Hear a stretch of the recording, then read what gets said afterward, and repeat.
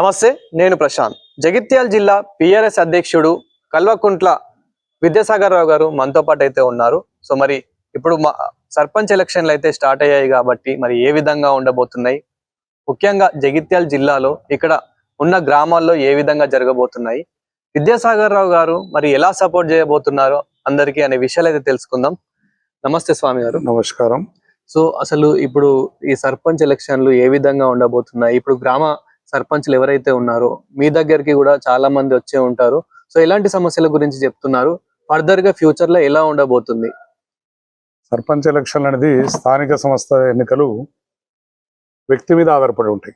ఆ వ్యక్తి మంచితనం, ఆ గ్రామంలో ఆ వ్యక్తి ప్రజలకు చేసిన సేవ కానీ ఇటువంటి ఫస్ట్ ప్రియారిటీ ఇస్తారు వాళ్ళు. పోయిన తర్వాత పార్టీల పరంగా కూడా ఇప్పుడు ఎందుకంటే మా దగ్గర మా కార్యకర్తను ఏర్పాటు చేస్తుంటే నాకు తెలుసుగా అందరికీ బీఆర్ఎస్ కార్యకర్త అని, కాంగ్రెస్లో పనిచేసిన వాళ్ళు కాంగ్రెస్ కార్యకర్త అని, అది కూడా పార్టీ మీద కొంచెం ప్రభావం పడుతుంది. ఎందుకంటే ఇచ్చిన హామీలు కానీ 2 సంవత్సరాల లోపల చేసింది ఏం లేదు కాంగ్రెస్. ప్రజలు మార్పు కోరితే, అంటే మార్పు కోరుతున్నారా కోరుతున్నారు ప్రజల మనసులో అన్నది. ఇప్పుడు అది ప్రజలు మార్పు కోరితే మాత్రం నచ్చిందా, కేసీఆర్ నాయకత్వం ఉన్నప్పుడే అన్ని విధాలు మనకు రైతాంగానికి కానీ అన్ని విధాలు మనకు ఉండే అని చెప్పి మార్పు కోరితే మాత్రం తప్పక మంచి అభ్యర్థులను, అది బీఆర్ఎస్ సపోర్ట్గా బీఆర్ఎస్ లో ఉన్న కార్యకర్తలు, మా దగ్గర ఉన్న కార్యకర్తలు పోటీ చేస్తున్నారు, వాళ్ళని గెలిపిస్తారని పూర్తి విశ్వాసం ఉన్నది. ఎందుకంటే దీంతోనైనా కొంచెం ప్రభుత్వానికి కనువిప్పు కావాలి.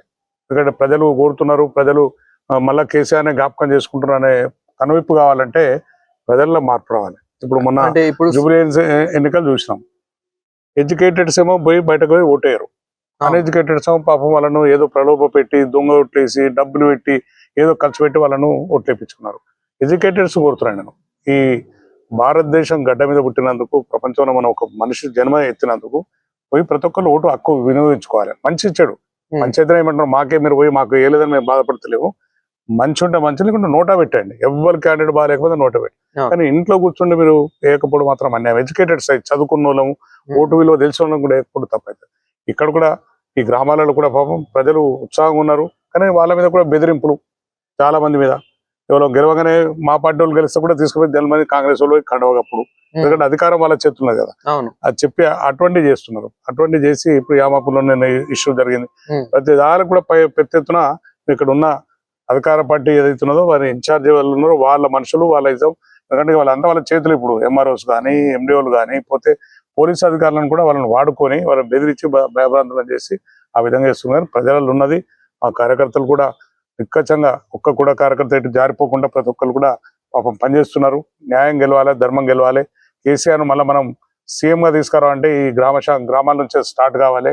ప్రతి ఒక్కరం ఇక్కడ నుంచి గ్రామాల నుంచి మనం తీర్పియాలని చెప్పే ఉద్దేశంతో ఉన్నారు. ఇప్పుడు బీఆర్ఎస్ పార్టీ నుంచి గ్రామాల్లో ఎవరైతే పోటీ చేస్తున్నారో అదే సర్పంచ్ గా, సో వాళ్ళు మీ దగ్గరికి వచ్చి అంటే ఎలాంటి సమస్యల గురించి ఎక్కువ చెప్తున్నారు, వాళ్ళే ఎందుకు గెలవాలంటే మీరు ఏం చెప్తారు?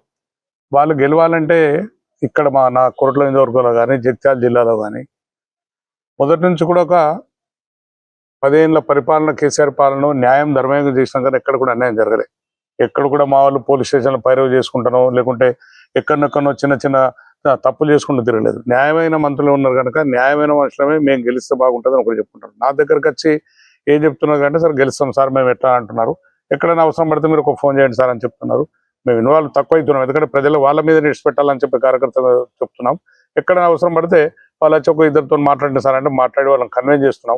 మేము కూడా చెప్పినాం, మన పార్టీలో కూడా 2-3 కొన్ని గ్రామాలలో కూడా చెప్పు తినకుండా ఇద్దరు పోటీ చేస్తాం, వదిలిపెట్టేసినాం. ఎందుకంటే ఇద్దరు ఇట్లా ఎవరు మన వాళ్ళు గెలిచినా సరే అని చెప్పి వదిలిపెట్టేసినాం.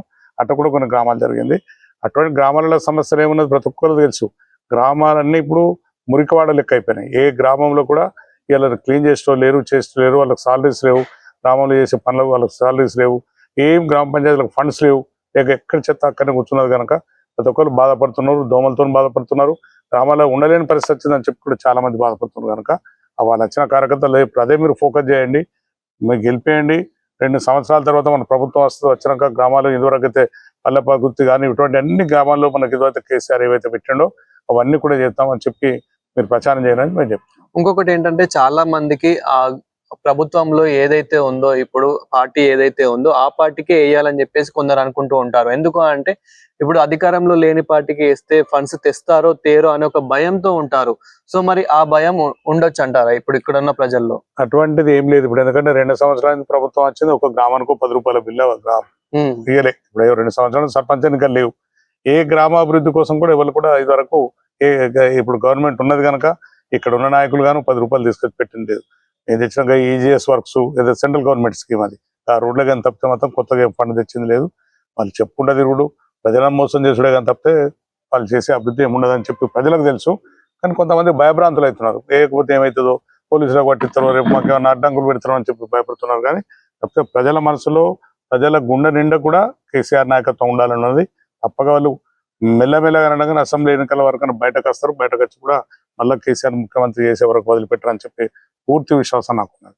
సో ఫైనల్ గా మీడియా ద్వారా ఒక యాజ్ ఏ బిఆర్ఎస్ అధ్యక్షుడిగా మీరు సర్పంచ్లకు కానివ్వండి, గ్రామ ప్రజలకు కానివ్వండి, ఫైనల్ గా మీరు ఏం చెప్పదలుచుకున్నారు? ప్రజలందరికీ ఒకటే చెప్తున్నా, నా జగిత్యాల జిల్లా ప్రజలందరికీ నాయకులకు కూడా ఒకటే చెప్తున్నా, మంచికి పట్టం కట్టండి, మంచి వాళ్ళని ఎన్నుకోండి, గ్రామాల అభివృద్ధి చేసే వ్యక్తులను ఎన్నుకోండి, ఎత్తుకొని మాత్రం ప్రతి ఒక్కరు ఓటును ఉపయోగించుకోండి. ఓటును ఉపయోగించుకొని న్యాయానికి ధర్మానికి పట్టం కట్టాలని చెప్పి నేను ప్రజలను కోరుతున్నా. దేనికి మోసపోకండి.